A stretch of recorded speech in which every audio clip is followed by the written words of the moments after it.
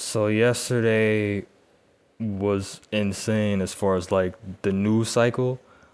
Mexico's most wanted drug lord is finally dead, and the chaos that followed, it might be the biggest cartel shakeup in decades. But of course, with Criminality series, I have to give you part of the backstory. Nemesio Oseguera Cervantes, and sorry if I butchered that name. It's a name so long it sounds like a Mexican soap opera star or some shit. But he was anything but a romantic lead. Born in rural Mexico, he rose from a small-time crook to the boss of one of the deadliest organized crime empires on the continent, the Jalisco New Generation Cartel, or CJNG for short.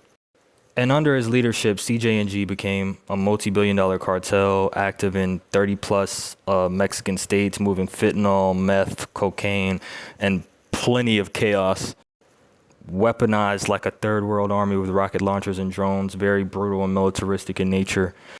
This wasn't your garden variety drug dealer. El Mencho was like if a Bond villain quit the supervillain team and became a cartel boss instead.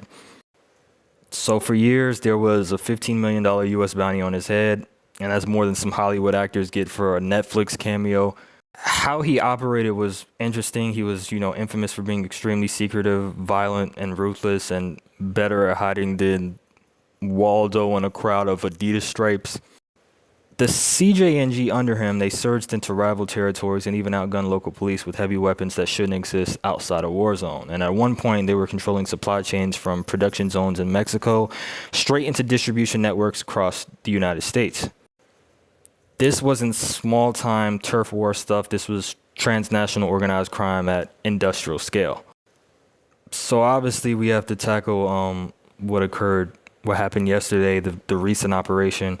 On February 22nd, 2026, the Mexican military launched a major operation in Tapalpa, Jalisco, targeting El Mencho. It wasn't a casual, we bumped into him at Starbucks moment. It was a full-scale military operation involving Mexican army forces, special units, and intelligence cooperation with the United States, including special operations forces, I believe like the Deltas, if I'm not mistaken, based on what I read on news reports. And the result, El Mencho was critically wounded in a firefight. He was evacuated by air, and he died from injuries while being transported. So several other CJNG members, they died on site, and a few more were arrested. If you're familiar with like 007 movies, think like Spectre hits Mexico, but with real bullets and a real purge. So the immediate aftermath was damn near obviously national and continent-wide mayhem. As soon as the government, announced El Mencho's death, the CJNG, they did not go quietly. Violence erupted across multiple states, including Jalisco, Guanajuato, Michoacan, Nayarit, Tamaulipas, Colima.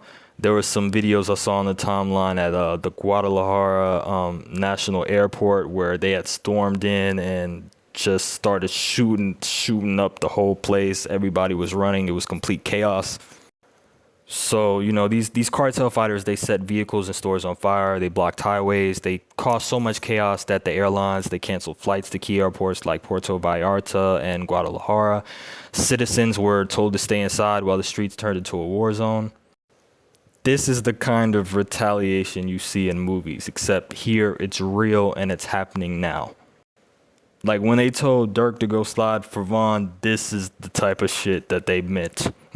So why this is huge, this death is not just, another cartel boss falling. In recent years, we've seen, obviously, El Chapo getting, extradited to the U.S., sent to ADX Florence. And then you had El Mayo, which was insane. He was recently, captured and extradited to the U.S.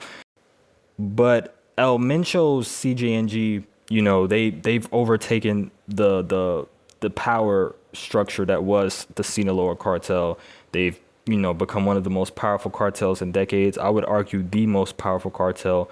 And they're deeply embedded in global drug networks. They're armed with more military gear than some national armies. So taking El Mencho down is like cutting off the head of a hydra. Like, sure, the head is gone, but the body is pissed.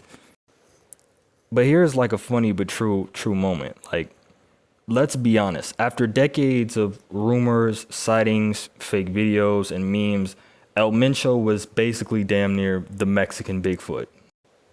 You never saw a recent photo. The last confirmed images were ancient, like VHS tapes. Now he's finally gone, and Mexico's reaction is essentially, you want El Mencho, so here's literal chaos. Sometimes, as I always say, truth is stranger than fiction. So here's my forecast, as to like what is to occur. Removing El Mencho, it doesn't end CJNG. Like, leaders below him will fight for the throne, and that usually means, as we've seen, like with Sinaloa, with Los Chapitos and Los Maitos, that's splinter factions, infighting, more violence. So expect a wave of smaller battles over territory rather than a smooth transition. More retaliatory violence. Like, retaliatory attacks have already started. This kind of collective punishment isn't a one-day thing. CJNG, they know killing their boss sends a message, but their culture is vengeance first, paperwork later. And the collapsing alliances, like cartel alliances that depended on El Mencho's leadership, they might now fracture. That means, friction between the splinter cells within CJNG, rival cartels like Sinaloa, and local criminal groups. And the battlefield will, it could get even crazier. The government, meaning Mexico's government, and the U.S., they now have a momentary upper hand. They'll try to push further against cartel infrastructure while the CJNG is currently disoriented. But unfortunately, this means, it could also lead to civilian displacement, increased militarization, bigger operations in other regions. And new players, they might rise. Like, when a king falls, pretenders emerge. So keep your eyes on the CJNG lieutenants, other cartels expanding into Jalisco's territory, and cells that decide that they don't want peace. And this next chapter could be the real war. And why this matters, this isn't just news, it's history in motion. El Mencho's death signals a major shift in Mexico's ongoing cartel conflict, a conflict tied to international drug markets, addiction crises, and cross-border crime enforcement. The aftermath is already just as important as the moment he fell. So stay tuned, because the next few weeks in Mexico, it could rewrite cartel dynamics for plenty of years to come.